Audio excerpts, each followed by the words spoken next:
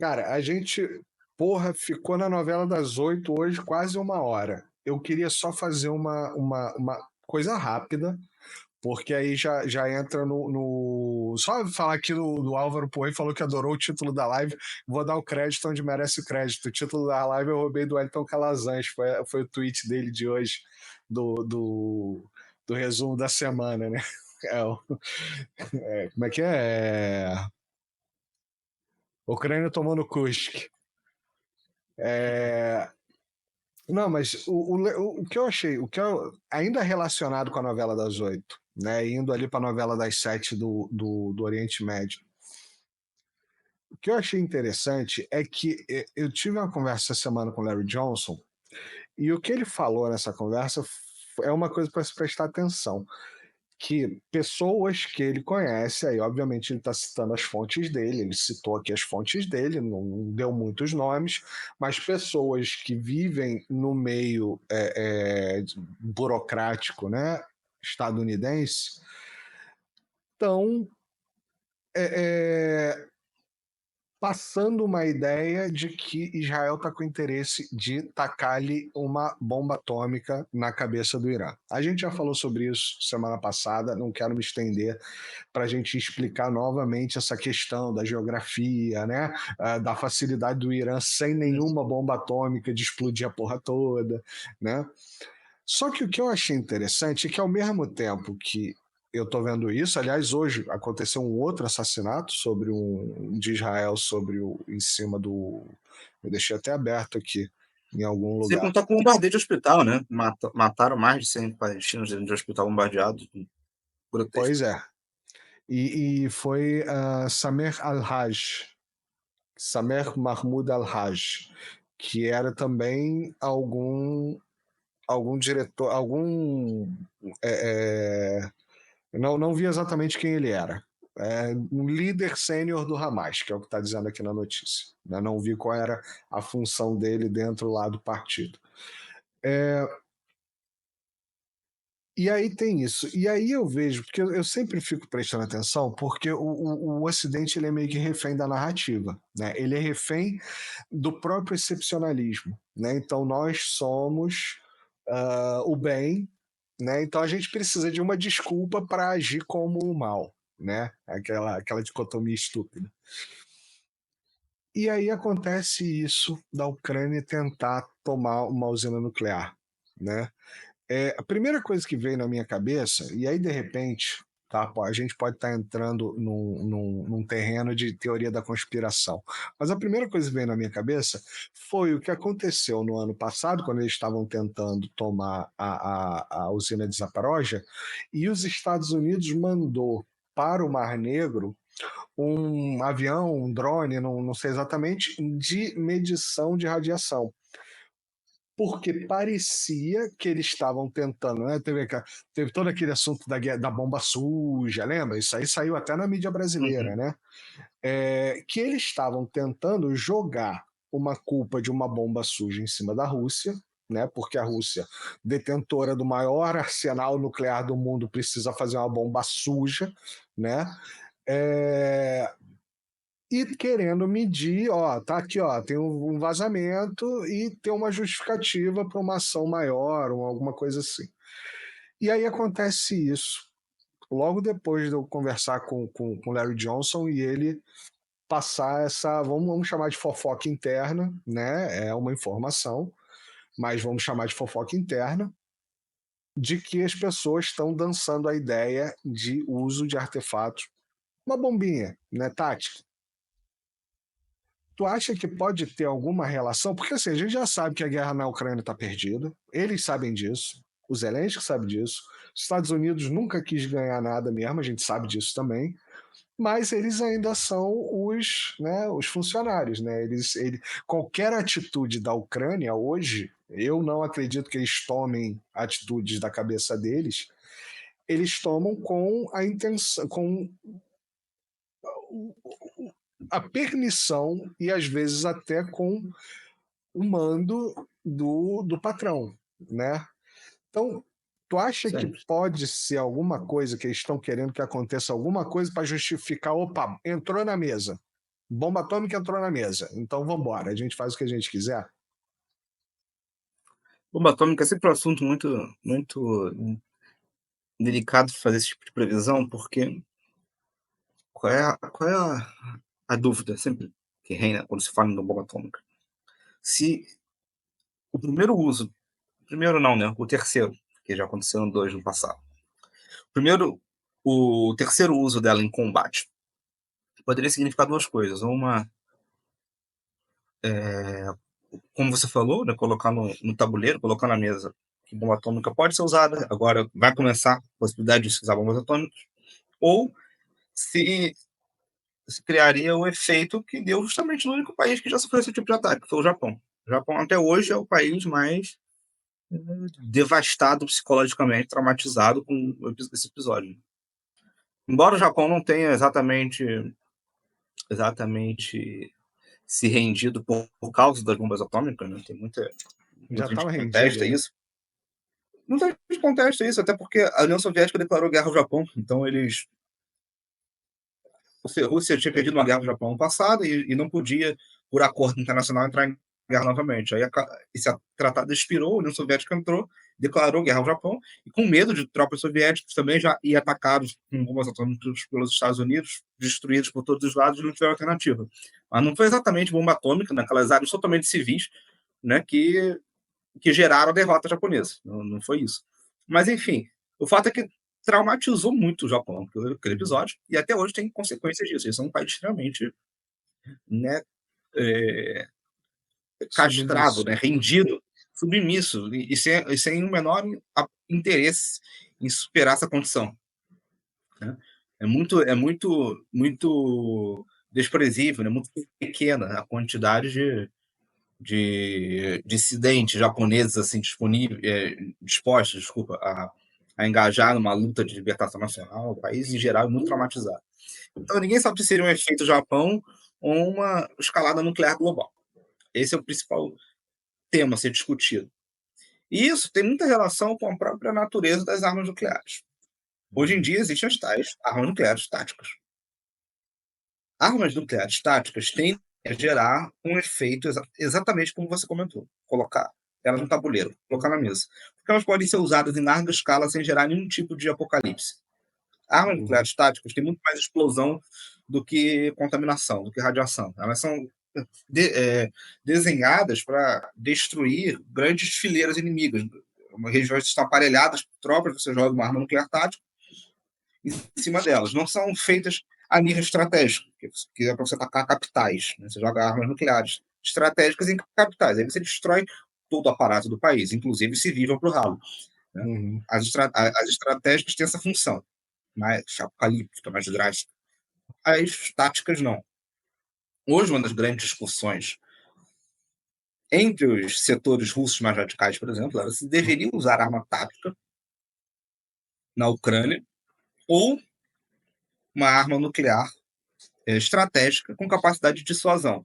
Porque lá no começo dessa discussão havia aquele avanço ucraniano nas regiões que os russos tinham evacuado, e muita gente defendeu que armas nucleares táticas fossem lançadas ali para dizimar aquelas tropas e os russos avançarem depois novamente. Isso não foi feito, os russos conseguiram um tipo de situação de conflito razoavelmente confortável. Agora, com essa questão em Kursk, voltou novamente o debate de se usar nucleares táticos, poderiam ser usados ali em Sumi, jogar armas em Sumi para acabar com toda a concentração de tropas perto da fronteira, é uma possibilidade. Porém, elas não necessariamente teriam um efeito de dissuasão. Pelo contrário, elas poderiam até mesmo tirar do tabuleiro o medo nuclear. Porque você, ao jogar uma arma nuclear tática, você pode perceber que ela não é tão perigosa assim. Ela tem um efeito muito específico. A radiação não vai muito longe. É drástico, etc., para quem está sofrendo no front, mas ela não tem aquele efeito de gerar trauma mundial. Tem gente que defende que a Rússia só deveria usar armas nucleares se fossem armas estratégicas contra países da OTAN. lançava uma arma nuclear, por exemplo, na Polônia ou nos Bálticos. São países pelos quais a OTAN nunca vai fazer nada, só joga para a guerra. Mas gerar um medo, mostrar para o Ocidente novamente que Lembrar eles por arma quê. nuclear é algo perigoso. É algo perigoso. O Karaganov, né, um dos mais respeitados acadêmicos russos, etc., ele defendeu isso no ano passado, né, que a Rússia lançasse uma arma nuclear estratégica na Polônia. Ele disse, ele falou assim, as armas nucleares são um presente de Deus. A humanidade estava caminhando para o fim com as guerras, e Deus deu esse presente para lembrar ao homem de que a guerra pode gerar um efeito ruim. Né? Então, ela demanda uma grande responsabilidade, mas os Estados Unidos perderam. Né? O Ocidente perdeu ao longo do tempo esse medo que Deus tinha confiado à humanidade. Então, caberia à Rússia recompor esse medo no Ocidente. Eu acho muito interessante esse tipo de coisa, porque, de fato, se você olhar a descrição do poder nuclear nos Estados Unidos, particularmente ao longo das décadas, ela foi extremamente romantizada. Muito, muito decorrência também não apenas do fato de eles serem os únicos criminosos nucleares no mundo, mas também pelo fato de ter se criado uma cultura pop em torno das armas nucleares. Né? Na Guerra Fria, as pessoas tinham ali uma atração turística, né, de ir para o acho que era Novo México, né? Não sei, acho que era Novo México, Onde deserto faziam deles. os testes. E os testes. Aí ficavam numa distância entre aspas segura, com um óculos especial para ver os testes, era uma grande atração na época. Até hoje, isso é retratado em filmes e séries, né, como uma coisa legal, né, como se a bomba nuclear fosse uma coisa interessante. Cool, exatamente, a palavra perfeita para isso. Os testes, os testes soviéticos, se for olhar, né, geralmente no Ártico, uma região mais isolada, ou em algum deserto da Ásia Central, etc. Mas nos Estados Unidos, assim, os estados do Sul não são inabitados, pelo contrário, eles são extremamente importantes, né, no contexto social. Tem muita gente vivendo ali, e essas pessoas foram induzidas a pensar que era uma coisa normal, uma coisa socialmente aceita. Se o O texano resultado nasce disso. com 7 braços, não pega nada, tá tranquilo, mas. Exatamente. Exatamente. E isso teve um efeito grande na formação psicossocial das elites americanas. Os americanos atuais não têm medo de guerra nuclear. Eles não têm medo. Agora, se eles vissem um ataque nuclear estratégico, talvez eles recuperassem esse medo. Talvez esse medo voltasse. Essa é uma discussão. Se a Rússia tiver que usar arma nuclear hoje, ela o fará não por necessidade, mas por dissuasão. E falando em dissuasão, talvez não seja interessante usar armas nucleares táticas, mas diretamente estratégicas. Quando você volta para Israel. Seria exatamente o contrário, né? A tática, ela é, como você falou, ela é tranquilinha, entre aspas, pra caralho, né? E não geraria essa comoção, né? Não geraria Hiroshima e Nagasaki. Sim, sim. Que, convenhamos, Hiroshima e Nagasaki é quase uma arma nuclear tática, comparado ao poder que existe nas bombas atuais. Ali não era nada. Ali não foi nada. Porque não foi nada do que pode acontecer. Né? Agora, se você for comparar com o caso de Israel, a situação muda um pouco de figura. Israel não tem possibilidade de usar armas nucleares por dissuasão, apenas por necessidade. E se jogar armas nucleares em Gaza, por exemplo, vamos colocar no outro caso, Gaza, não Irã. São 40 quilômetros, né, em Gaza, esqueci o nome da cidade, enfim, são 40 quilômetros de ponta a ponta de Gaza na horizontal, não na vertical. Uma bomba nuclear ali, eu não sou físico, não tenho conhecimento muito aprofundado disso, mas causaria um estrago muito, muito grande naquela região, porque é extremamente pequena, mas sendo uma arma tática, a depender do que está sendo usado, poderia talvez não ter danos tão profundos na sociedade israelense. Que teria danos, teria. Israelenses contaminados seriam, mas talvez não algo tão profundo. No estratégico, não nem pensar. Mas no estratégico, Israel destrói Israel, Palestina, tudo junto. No Irã, se Israel lançar uma arma nuclear estratégica no Irã, não vai, aquilo que eu falei, eu acho que não vai ter efeito algum. Sinceramente, não vai ter efeito algum, porque o Irã é protegido por cadeias de montanhas que criam proteção para suas principais bases, inclusive as nucleares.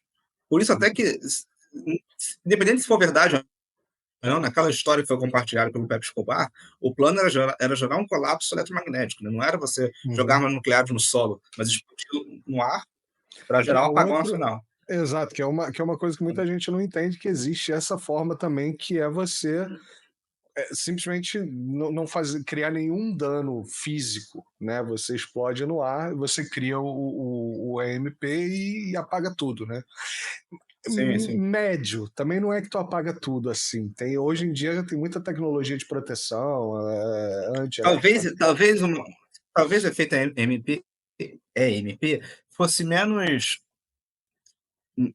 desculpa, fosse mais interessante estrategicamente contra Israel do que um ataque direto no solo, Uhum, que as coisas americanos, né? uhum, Mas, de qualquer forma, é aquilo. Se Israel lançar uma arma nuclear, vai ser seu último ato.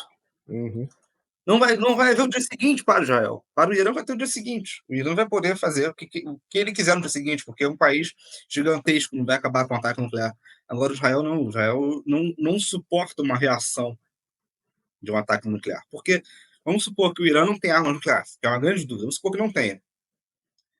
Se o Irã joga todos os seus mísseis em Israel no dia seguinte um ataque nuclear, porque ele poderia fazer isso, porque um país que sofreu um ataque nuclear pode fazer o que ele quiser em resposta, ele joga todos os seus mísseis em Israel, acabou Israel. Não vai existir, não vai sobrar mais nada ali.